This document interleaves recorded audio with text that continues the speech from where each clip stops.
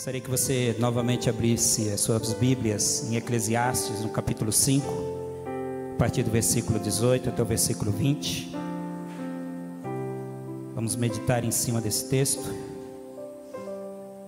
O tema da nossa meditação nesta noite é Avodá, trabalho, serviço e adoração. A palavra de Deus nos diz, capítulo 5 de Eclesiastes, no versículo 18: Eis o que eu vi, boa e bela coisa é comer e beber, e desfrutar o que conseguiu de todo o seu trabalho, com que se afadigou debaixo do sol, durante os poucos dias da vida que Deus lhe deu, porque esta é a sua porção. Quanto àquele a quem Deus conferiu riquezas e bens, e lhe deu poder para deles comer, receber a sua porção, e desfrutar do seu trabalho, isso é dom de Deus, porque não ficará pensando muito nos dias da sua vida, pois Deus lhe enche o coração de alegria. Fechamos os nossos olhos, orem comigo. Senhor, nós te louvamos, obrigado, Senhor, por esses momentos de adoração. Elevamos a ti, ó Senhor, tão poderosa oração, em que pedimos que o teu reino se estabeleça entre nós e em nós, ó Senhor.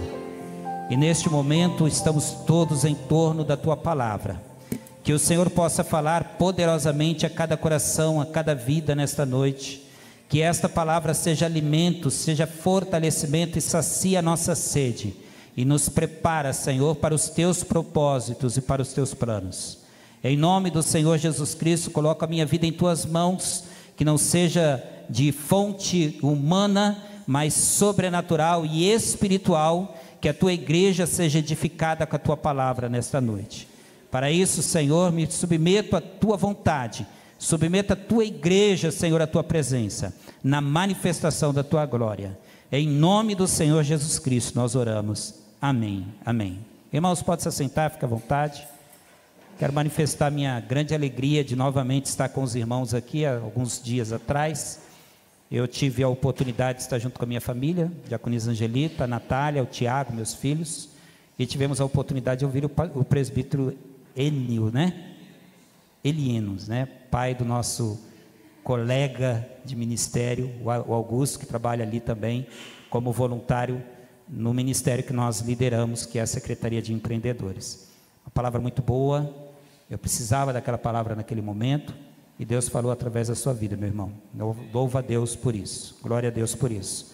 E hoje chegou a oportunidade, me convidaram, me concederam essa oportunidade de falar com os irmãos aqui nessa noite, da palavra de Deus, e dividir aquilo que Deus fala aos nossos corações. Isso é muito bom, mas é desafiante, porque não sei, talvez só no Brasil Novo aconteça, mas geralmente quando tem um churrascão, encontro de homens, nem todos estão aqui, amém? Provavelmente é transmitido, né, também aos domingos. Provavelmente alguém está lá sentadão, arriado no sofá, ouvindo a palavra de Deus. Mas que Deus seja glorificado, né? Quantos homens estiveram no encontro hoje? Foi convidado, não pude, né, estar. Mas quantos estiveram, levantaram aqui no começo do culto, mas eu gostaria de ver daqui à frente. Eu queria pedir a oportunidade de falar a toda a igreja, mas eu gostaria que vocês abrissem mais os ouvidos, porque a palavra pode ser que fale de maneira mais especial aos homens, amém? É uma palavra para toda a igreja, para as mulheres, para os jovens, para as crianças, para os homens solteiros ou casados, mas de uma forma especial, Deus me direcionou para que eu trouxesse essa palavra, e tem que ser claro que é uma palavra para o homem, aquele que lidera um lar, aquele que tem uma família e aquele que trabalha. A palavra de Deus nos traz, dentre todos os livros, o livro de Eclesiastes. E o livro de Eclesiastes é um livro interessante, porque existe questionamento de quem é o verdadeiro autor deste livro.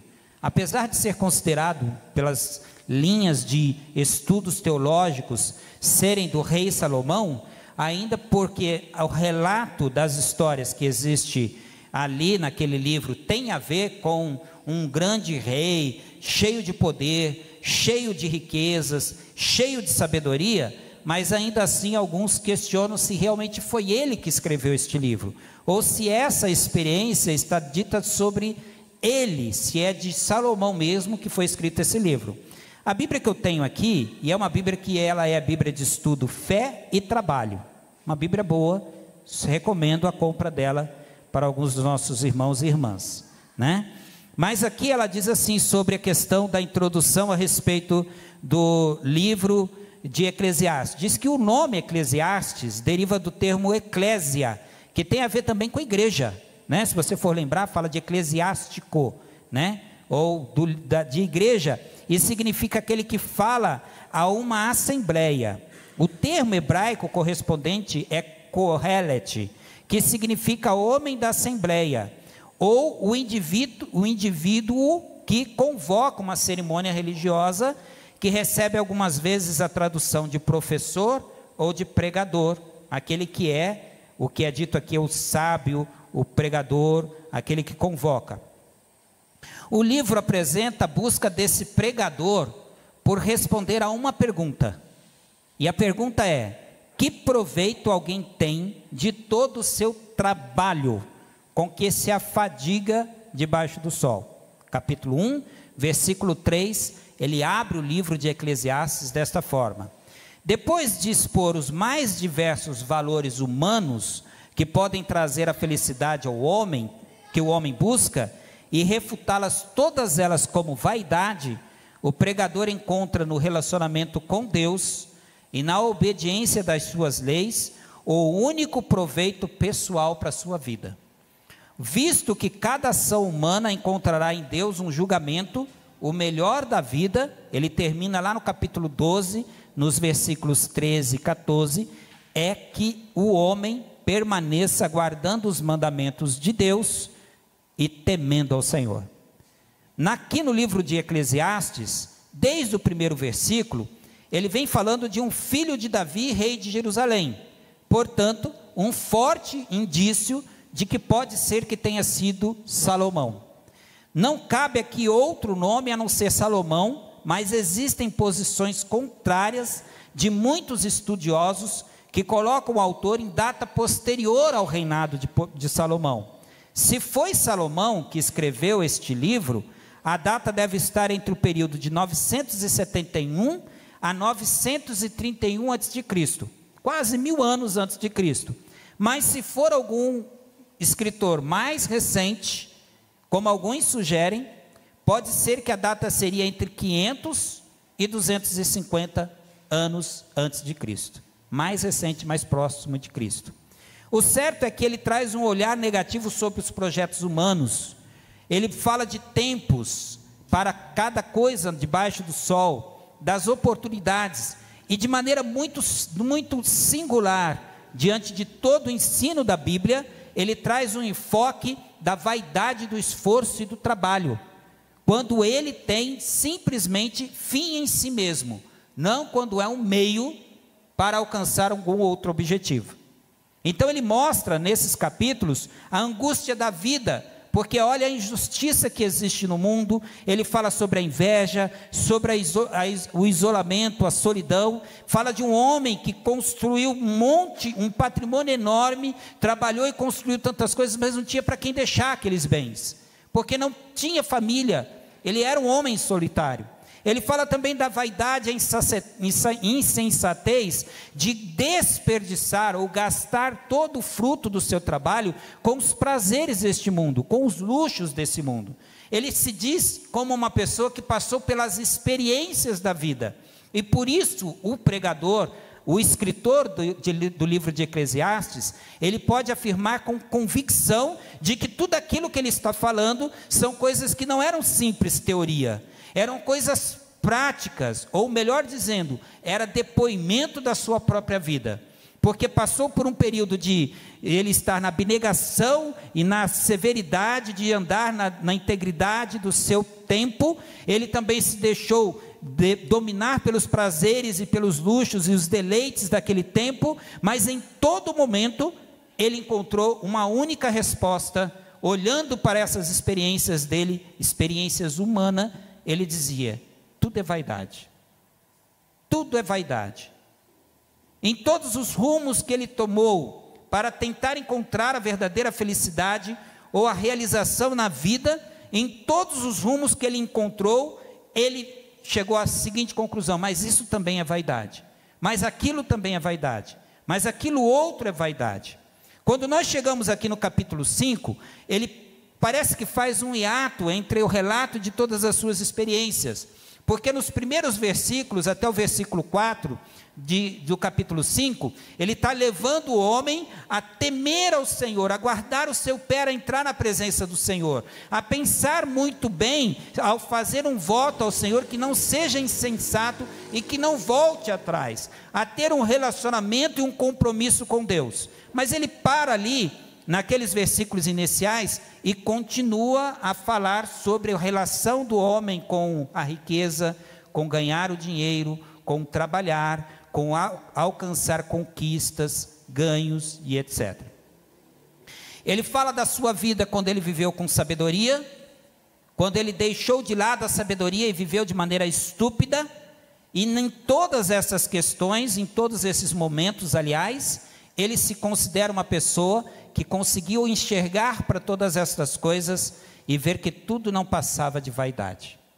Por isso que ele fecha o livro no capítulo 12, afirmando claramente que de tudo que se ouviu e de tudo que se escreveu não tem fim. Se o homem for avançar em relação a pensar sobre a vida, e nós temos a filosofia para nos mostrar isso, o quanto que os livros, o conhecimento, os anais de filosofia, eles divagam sobre a existência humana com 3 perguntinhas básicas: quem eu sou, de onde eu vim, por que eu estou aqui, e a 4ª, para onde eu vou.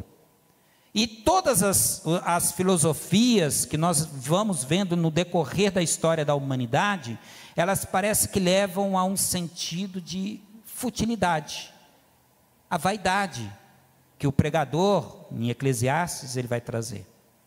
Mas acima de tudo, e é fato, que o comentário dessa versão bíblica aqui, para fazer uma introdução, como eu li aqui, ela diz que a pergunta-chave de todo o livro é: que proveito alguém tem de todo o seu trabalho, com que ele se afadiga debaixo do sol? Eu quero restringir a nós pensarmos um pouquinho sobre essa questão dessa palavra, desta coisa que se chama trabalho, e que afeta diretamente a nossa vida. A minha expectativa é que Deus fale conosco nesta noite, e que sua vida seja impactada nesta noite, mas que não seja aqui neste lugar, que o impacto verdadeiro seja a partir de amanhã, no início do seu expediente, quando você iniciar a sua jornada semanal de trabalho. Eu quero que você comece a pensar a respeito disso. A palavra trabalho, usada em Eclesiastes, e em muitos lugares na Bíblia, é a palavra hebraica avodá.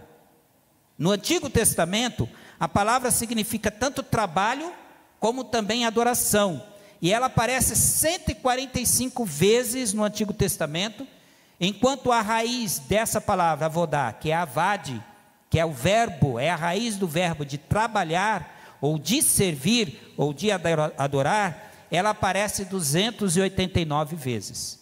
E além disso, existe uma variante dessa como substantivo, que é o trabalho, a palavra eved, que aparece mais de 780 vezes no Antigo Testamento.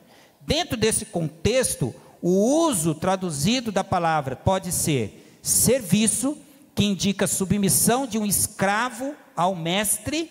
A palavra pode servir isso, pode ser traduzida dessa forma em alguns contextos. É contexto realmente de subjugado de um escravo que se subjuga, é subjugado, é levado a servir a um senhor numa relação de escravidão. Também é usada para a palavra como adoração, referindo-se tanto a Yahvé ou até mesmo a ídolos. Você vai encontrar essa palavra, se você pegar lá o hebraico, em alguns contextos, em alguns versículos bíblicos, em algumas passagens, que vai significar também avodar, como adoração, e não só adoração ao verdadeiro Deus, a Yahvé, a Jeová, ao Deus Criador, ao Deus único, ao Deus Pai, mas também a alguns ídolos. Pode ser então que eu possa ter esse avodá, esse serviço, essa adoração, não a Deus, mas aos ídolos. A terceira forma que ela se aplica é realmente trabalho, ofício ou ocupação, seja secular ou sagrada. É a mesma palavra que é utilizada para o trabalho no templo, para o serviço no templo, para a ocupação no templo dos levitas e sacerdotes, mas também para o artesão, para o oleiro, para o agricultor, para aquele que cuida do gado, para o pastor de ovelhas, para o pastor que cuida dos demais gados. Assim é a palavra, essa é a palavra. No Novo Testamento, nós encontramos Jesus Cristo tratando também desse contexto do que é a palavra trabalho. O que é o trabalho para mim? O que é o trabalho para você? É um mal necessário? Ou é um bem necessário? É algo que dignifica o homem, como nós temos uma frase popular que diz a respeito disso? O que realmente significa o trabalho?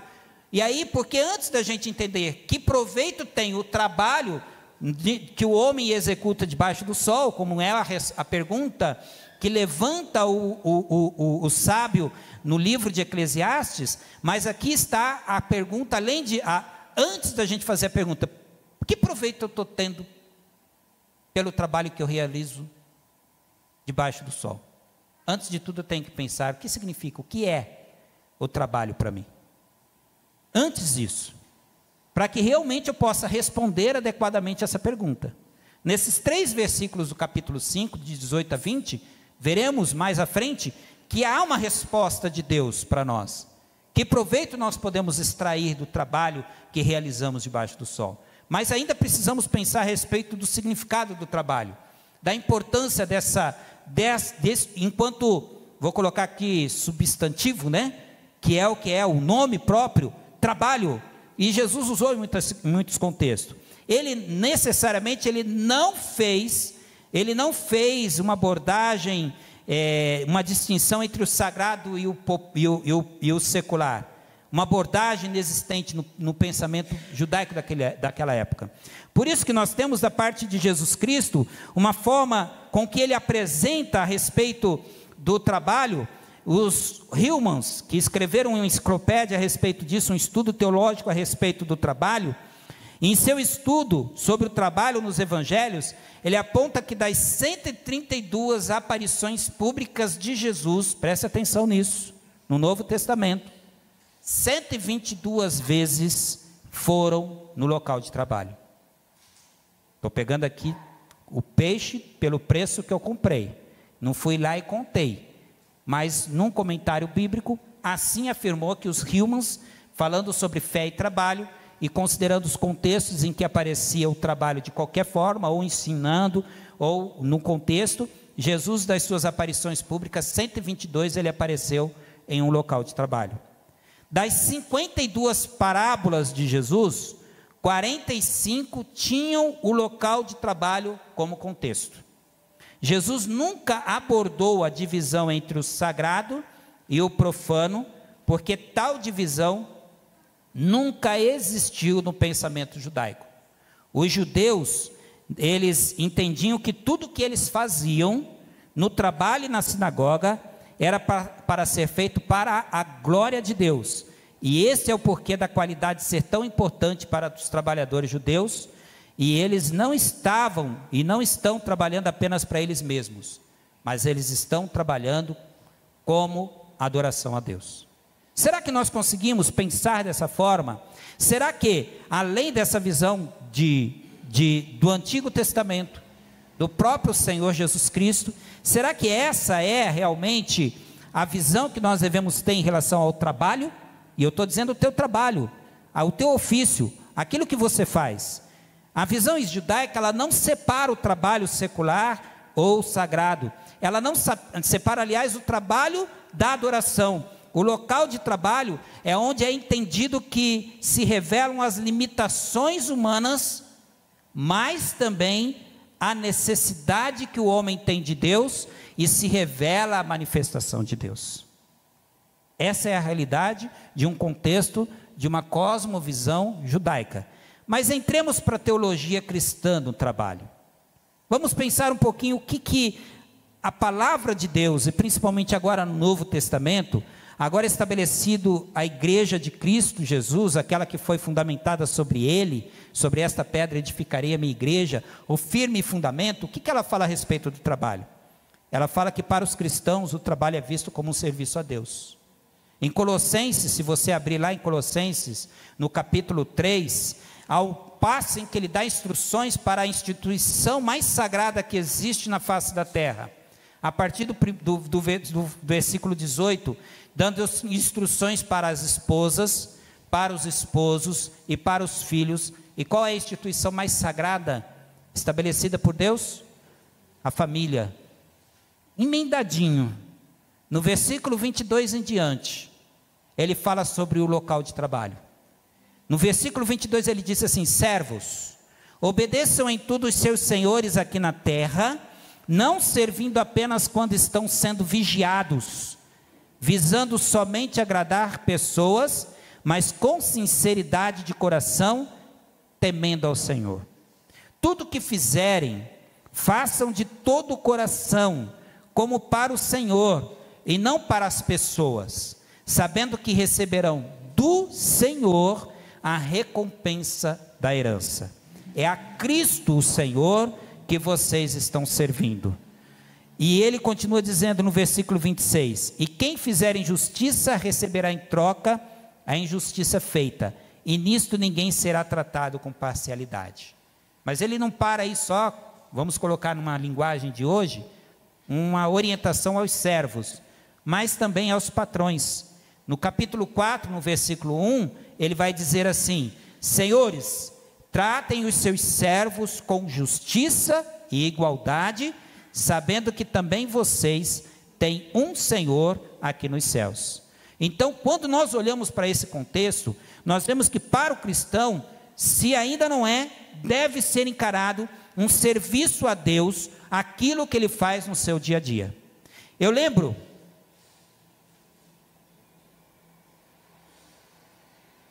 três histórias que me impactaram bastante, e que duas delas eu conheci recentemente, mas três histórias que têm muito a dizer como que nós, de maneira prática, podemos transformar aquilo que nós fazemos no nosso dia a dia, no nosso cotidiano, como que eu chamo de ministério do cotidiano. O ministério onde nós representamos Cristo, aonde nós colocamos os pés, nos lugares onde nós colocamos os pés. A primeira história é que quando Martinho Lutero defragou com toda a reforma protestante e outros líderes daquele tempo do povo de Deus, ele foi impactando povoações e povoações pela região da Alemanha por onde ele passava. E numa dessas regiões ele se encontrou com um sapateiro que foi impactado pela pregação que a salvação vem pela fé e unicamente em Cristo Jesus, e não por indulgências como era a igreja romana daquele tempo passando. E aí quando ele estava falando com essa pessoa falou para ele, reverendo, o que eu posso fazer a mais para que eu possa dignificar o evangelho e o meu Senhor Jesus Cristo? E ele falou para aquele sapateiro: faça bons sapatos e cobre um preço justo. Algumas vezes glorificamos a Deus quando trabalhamos com dignidade, integridade e com empatia, com compaixão ou com fidelidade ou servindo ao próximo. Quando nós esmeramos na excelência daquilo que fazemos. E muitas vezes é isso que Deus quer de nós. Mas Ronaldo Libório, ele tem um podcast, começou a contar algumas histórias missionárias, e ele fala de um oleiro que era anônimo. Ele diz que os moravianos, ou morávios, que era aquele povo lá da Holanda, acho que é mais ou menos lá, eles enviavam de 2 em 2 missionários para todo mundo na sua época, no século XVIII mais ou menos. E aí com isso tinha um conde que era Zizíglio, eu nunca lembro esses nomes estranhos, né? Mas ele coordenava esse trabalho de mandar várias pessoas que iam missionários para todos os lugares. Moravianos, eles ficaram por 100 anos num relógio de oração ininterrupto, Todos os dias, todas as horas, tinha alguém orando naquela templo, naquele lugar, para vocês terem uma ideia de quanto que eles eram empenhados com alcançar as missões. Mas aí existia um povo lá do Ártico, lá, os que são, não é iglu que fala, é os do Ártico ali, do Polo Sul, Polo Norte, e eles receberam a palavra do Evangelho, e chamaram e pediram, manda missionários para nós. E ele estava entristecido porque já não havia mais recurso e já não havia mais pessoas para mandar. E ele conta que ele orou a Deus, esse conde, e ele foi até esse olheiro, e chegou até esse olheiro e falou para ele assim: olha, eu preciso te dizer que Deus me pediu para vir aqui, e você é chamado para ir lá no Polo Norte, pregar o Evangelho aos povos daquele lugar. E ele falou: me dê 2 minutos para que eu possa orar. Aí ele falou: mas eu quero avisar mais uma coisa. Eles sempre mandavam de 2 em 2. Você vai sozinho e sem dinheiro, porque acabou a igreja, acabou o dinheiro da igreja. Ele: deixa eu orar. Aí ele orou e falou para ele: me dá só um par de sandálias usadas, é o que eu preciso. Ele falou: então amanhã cedo. Ele pegou a sandália, arrumou, tal, combinou com ele, falou: amanhã cedo eu estou aqui para despedi-lo, para fazer uma oração com você. Quando ele chegou no outro dia, aquele conde, que era o líder da igreja daquela região, para despedir aquele homem, a vizinha veio até ele e falou: olha, ele me procurou muito cedo, disse que ele deixou todos os seus bens aqui para mim, e falou para mim que ele tinha uma obra a ser feita. Por causa desse homem anônimo, que não se tem o nome dele na história da igreja, na história das missões, metade desses povos do Polo Norte conhecem a Jesus Cristo. 50% deles é um povo alcançado. Então eles não podem ser considerados um povo não alcançado. Pode ser do mínimo ao máximo, mas em tudo nós glorificamos a Deus, quando nós fazemos o nosso trabalho para servir ao Senhor. Valorizamos também a dignidade de todas as ocupações como vocações divinas. Não só as vocações eclesiásticas, ou ministeriais, ou pastorais, mas todas as vocações. A minha, a sua, os nossos ofícios, todos eles são importantes que nós consideremos. E aí, acima de tudo, a visão bíblica que nós temos que ter do trabalho é que ela é a expressão da criatividade e de um mandato que Deus deu a Adão e Eva no início, e não como resultado da queda. Porque você pecou, agora você vai ter que trabalhar, viu? Viu, meu irmão? Porque você pecou, é por isso que você trabalha, por isso que trabalho dá trabalho, trabalho é ruim. Então por quê? Por causa do pecado.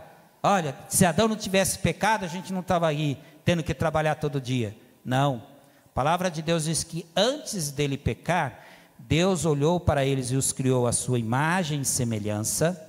Adão e Eva, homem e mulher os fez, e ele disse: multiplicai-vos e enchei a terra e dominai sobre as criações. Quem estuda um pouco de economia vai entender que a gente vai afunilando desde o ramo de atividade, que é o que eu faço, até setor produtivo da economia. Ou você está envolvido em um setor que extrai os recursos naturais, que é extrativismo, que é extração, ou você está envolvido em um setor da economia que é cultivar, seja agricultura ou pecuária, ou você está em um setor da economia que é transformar o recurso, que é a manufatura, que é a transformação dos recursos que se tornam imóveis, púlpito, copo e etc. Ou você está num setor que é de distribuição, logística, transporte, distribuidoras, distribuição para levar esse bem que foi extraído, que foi cultivado, que foi transformado, para chegar na mão daquele que precisa suprir uma necessidade.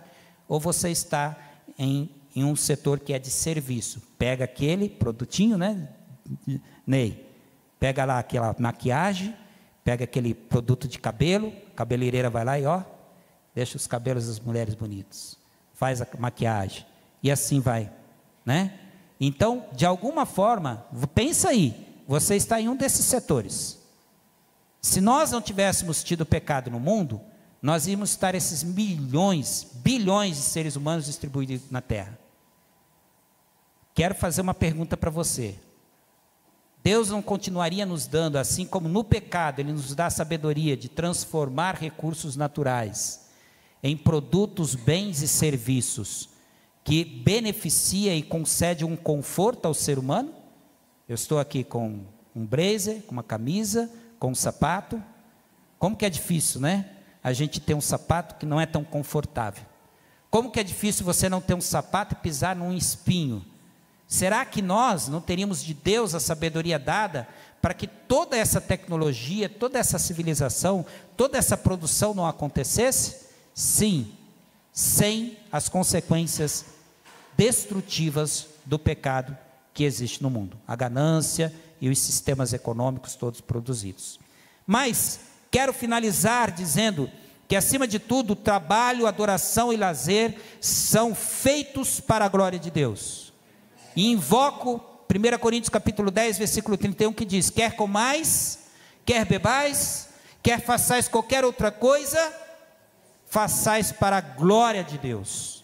Se nós pensarmos dessa maneira, irmãos, quando nós fizermos a nossa oração do Pai Nosso, como nós cantamos nessa noite, quando nós falarmos assim: Pai nosso que estás nos céus, santificado seja o teu nome, seja feita a tua vontade, assim na terra como no céu, nós diremos dessa forma, entendendo que precisamos trabalhar com tudo que fizer, versículo 23, o capítulo 3 de Colossenses: tudo o que fizerem, façam de todo o coração, como para o Senhor e não para as pessoas, sabendo que receberão do Senhor a recompensa da herança. Existe um propósito imutável de Deus, que o pecado não pode destruir esse propósito, não pode impedir esse propósito. E o propósito imutável de Deus é aquele que Ele teve desde a criação. O propósito de Deus é que toda a criação exista para a glória dEle, para o seu louvor. Povoaríamos a terra de um único povo de Deus, e todas as coisas estão sendo determinadas por Deus para que isso aconteça um dia. Se você vai em Apocalipse, você vai ver todos os povos, todas as nações, todas as tribos, todas as línguas, pessoas de todos os lugares em torno do trono de Cristo Jesus, sobre o seu governo. Então tudo que nós fazemos agora é transitório até que Ele venha, é transitório até que essa realidade aconteça, é transitório até que a verdadeira nação seja estabelecida e o reino definitivo de Cristo Jesus aconteça. É dessa forma, unicamente dessa forma, que nós temos então como coparticipação quando nós falamos do trabalho. Trabalho, ele é sim escravidão, mas não aos nossos apetites, não aos nossos próprios interesses, mas é uma escravidão ao Senhor Jesus Cristo. Trabalho é sim a adoração. Quando fazemos o nosso trabalho com fidelidade, nós encontramos nele propósito pelo qual o Senhor é glorificado. E trabalho, por fim, é serviço. Nós servimos ao Senhor, quando nós servimos com aquilo que Ele, como Deus provedor, quer oferecer a toda a humanidade. Por isso, quando nós olhamos para esse texto de Eclesiastes, concluindo essa minha palavra nessa noite, nós vemos que em Eclesiastes, quando ele traz essa palavra, no versículo 18 de Eclesiastes, ele vai trazer claramente que há uma legitimidade que vem de Deus, da bênção de Deus, através do trabalho. Quando nós temos aqui em Eclesiastes, ele afirma dessa forma, apresentando essa legitimidade no versículo 18 do capítulo 5, quando ele fala assim: eis o que eu vi, boa e bela coisa. E essa boa e bela coisa não é só o trabalho, mas é a pessoa. Olha que bonito que é, olha que bela coisa, que boa coisa é comer e beber e desfrutar o que conseguiu de todo o seu trabalho, com que se afadigou debaixo do sol, durante os dias da sua vida que Deus lhe deu, porque essa é a sua porção. Então a bênção do Senhor é que traz legitimidade para que nós possamos usufruir e desfrutar daquilo que conquistamos através do trabalho. Amém? Amém? Não podemos deixar de esquecer o alerta que Deus deu aos judeus, aos israelitas, quando eles saíram do Egito, estavam entrando na terra prometida. Deuteronômio capítulo 6, se eu não me engano, ele vai afirmar: olha, quando vocês entrarem, quando vocês usufruírem dessa terra que vocês não plantaram e colherem seus frutos, quando vocês estiverem nessa terra que mana leite e mel, não diga que o seu braço conquistou, mas reconheçam que eu os concedi. Também é afirmado no versículo 19 aqui, que quanto àquele a quem Deus conferiu riquezas e bens, ele deu poder para deles comer, receber a sua porção e desfrutar do seu trabalho. Isso é dom de Deus. Além da legitimidade da bênção de Deus através do trabalho, de poder usufruir daquilo que nós alcançamos, ele traz uma outra questão, que é as riquezas e bens que nós alcançamos, é presente de Deus, é dom de Deus. E por fim, o versículo 20, ele afirma que é necessário que, para que nós possamos ter uma vida que agrada a Deus, nós precisamos ter o contentamento e a satisfação em Deus. No versículo 20, parece que passa desapercebido, mas quando ele fala que aquele que recebe de Deus para usufruir do seu trabalho, aquele que recebe de Deus como dom de Deus, presente de Deus, riquezas e bens, aquele que pode comer, usufruir dessas coisas, sem dores. Se você ler do versículo 10 até o versículo 17, ele vai falar que quem ama o dinheiro jamais se fartará de dinheiro, quem ama a abundância nunca ficará satisfeito com o que ganha, também isso é vaidade. E ele viu que onde haviam bens e se multiplicavam, e os donos deles queriam comer, e não tinham proveito dos seus donos, porque não tinham a bênção de Deus. No versículo 20, quando ele fala assim: porque não ficará pensando muito nos dias da sua vida, ele quer dizer que aquele que usufrui disso, o seu tempo de vida, é um tempo de adoração, um tempo de estar extasiado diante de Deus, saciado diante de Deus, satisfeito diante de Deus, que a sua vida passa, mas ele não pensa muito nos seus dias com remorso. Ele não fica ruminando: eu perdi, podia ter feito isso, podia ter feito aquilo.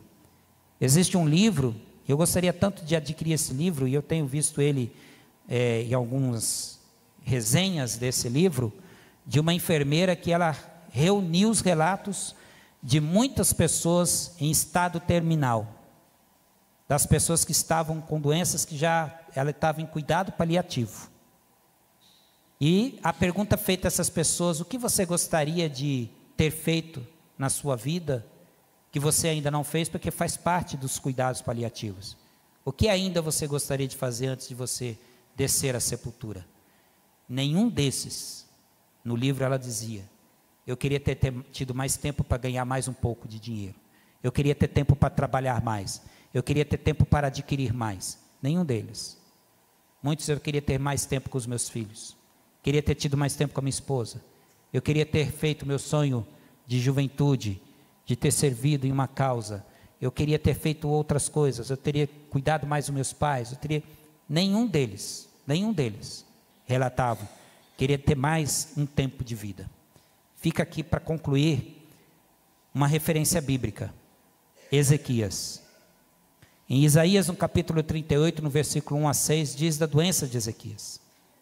Diz que o profeta foi determinado que fosse até Ezequias, chegasse até ele e afirmasse para ele que ele iria morrer. E ele deu uma ordem para ele: põe em ordem a tua, porque tu não vais viver, tu vai morrer. Ezequias era um homem que tinha construído um legado extraordinário para o seu tempo. O seu avô tinha sido mau aos olhos do Senhor, seu pai tinha sido mau aos olhos do Senhor. Com 25 anos, Ezequias assenta ao trono, e a primeira reforma que ele faz é uma reforma espiritual. Ele restabelece o culto ao Deus verdadeiro e derruba os postes, ídolos e adoração a outros deuses. Consequentemente, a partir da reforma espiritual que ele trouxe àquela nação, veio as outras reformas. A reforma bélica, ele conseguiu trazer novamente soberania e temor de Israel aos seus vizinhos, às nações vizinhas. Ele retomou os seus territórios. Ezequias também restabeleceu a economia, a sociedade, o culto e todas as outras coisas. Ele teve um feito extraordinário em todo o tempo que ele havia servido ao Senhor, com fidelidade.